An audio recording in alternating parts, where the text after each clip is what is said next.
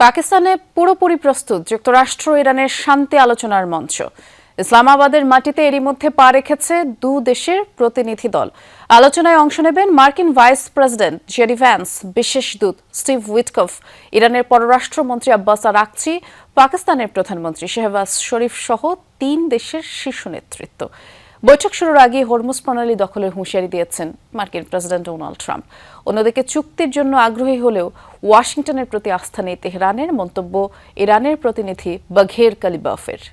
Silver টিপ কন্ট্যাক্টে তৈরি নিরাপদ ও নান্দনিক ক্লিক সুইচ নির্ভরতা জীবন জুড়ে।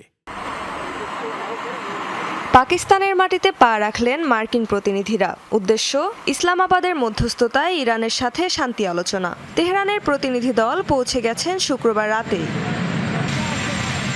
পাকিস্তানের রাজধানী ইসলামাবাদে আজ অনুষ্ঠিত হতে যাচ্ছে যুক্তরাষ্ট্র ইরান হাই প্রোফাইল বৈঠক। স্মরণকালের সবচেয়ে গুরুত্বপূর্ণ এই বৈঠক উপলক্ষে ইসলামাবাদ ও রাওয়ালপিন্ডিতে নেওয়া হয়েছে কড়া নিরাপত্তা ব্যবস্থা। আলোচনায় অংশ নিচ্ছেন মার্কিন ভাইস প্রেসিডেন্ট জেডি ভ্যান্স ও বিশেষ দূত স্টিভ উইটকফ। ইরানের তরফ থেকে অংশ নিচ্ছেন পার্লামেন্টের স্পিকার বাঘের কালিবাফ ও পররাষ্ট্রমন্ত্রী আব্বাস আরাকচি। মধ্যস্থতা করবেন পাকিস্তানের প্রধানমন্ত্রী শেহবাজ শরীফ এবং সেনাপ্রধান আসিম মুনির।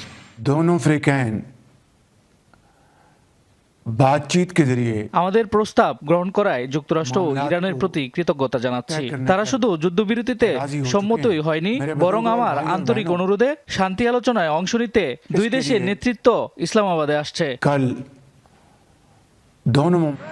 ইরান যুক্তরাষ্ট্র আলোচনা ফলপ্রসূ হওয়ার আশাবাদ জানিয়েছেন মার্কিন প্রেসিডেন্ট ডোনাল্ড ট্রাম্প। জানান, যে কোনো মূল্যে চলমান সংকট সমাধানে বদ্ধপরিকর যুক্তরাষ্ট্র।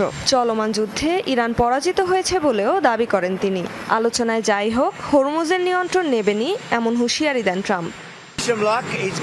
ইরান সামরিকভাবে পরাজিত হয়েছে। এখন আমরা তাদের সহায়তা নিয়ে বা তাদের ছাড়াই হরমুজ প্রণালী খুলে দেব। আমার মনে হয় খুব দ্রুতই সবকিছু এগোবে। আর যদি না এগোয়, তাহলে আমরা যেভাবে হোক বিষয়টি শেষ করতে পারবো। তাদের নৌবাহিনী নেই, বিমান বাহিনী নেই, সব ধরনের আকাশ প্রতিরক্ষা ব্যবস্থাও ধ্বংস, এমনকি নেতারাও নেই। পুরো জায়গাটাই ধ্বংস হয়ে গেছে। তাই দেখা যাক শেষ পর্যন্ত কি হয়। মার্কিন আলোচক দলের প্রধান জেডি ভ্যান্স বলেন, ইরানিরা আলোচনায় আন্তরিক হলে হাত প্রসারিত করতে প্রস্তুত তারাও। অন্যদিকে ইরানের প্রতিনিধি বাঘের কালিবাফ জানান, তারা চুক্তির জন্য প্রস্তুত, তবে যুক্তরাষ্ট্রের উপর বিশ্বাস নেই। রেজওয়ানা সায়মা, যমুনা নিউজ।